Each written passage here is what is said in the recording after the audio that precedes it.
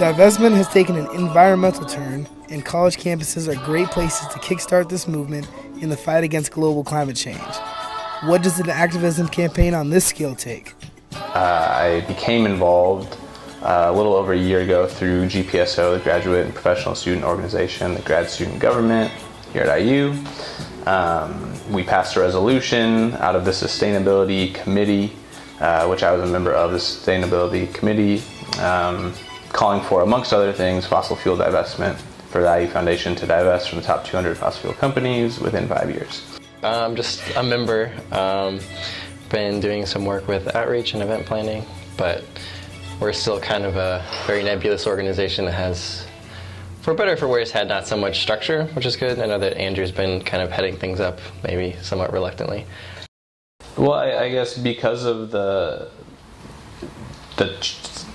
task of getting the foundation to not only divest but to just take this seriously again is a big challenge, because it's a complicated issue, because unfortunately to many people it's a political issue, and I wish that wasn't the case, because I don't feel it is a political issue, but for many reasons the foundation doesn't want to talk about it, certainly not with us at this time, and just wrapping our minds around what is divestment, how will it happen, even the same thing with climate change, understanding all these problems and how to address them is very complicated. So because of the scale of the problem, there's a lot of different ways you can get active and be involved. Yeah, so initially we took a very, I guess, analytical and governmental approach. So we went and presented this, we did our research, we presented this to a lot of student government bodies, a lot of other student groups to get their support to sign resolutions. And then we got a hearing with the IU Foundation, which we presented them our findings, and it didn't go so well.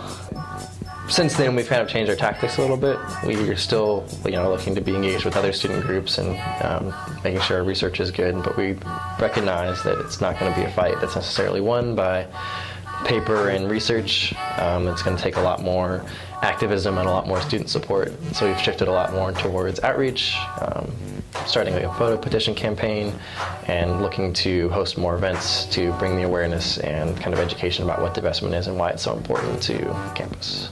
So the whole organization has been student driven from the very start. Graduate students and undergraduate students have been working on research to present to the foundation. To planning events, we had a rally during Global Divestment Day where we were out by sample gates and we had signs and we yelled and got some media attention on that and got a lot of positive response from the community members and students we were able to talk to there.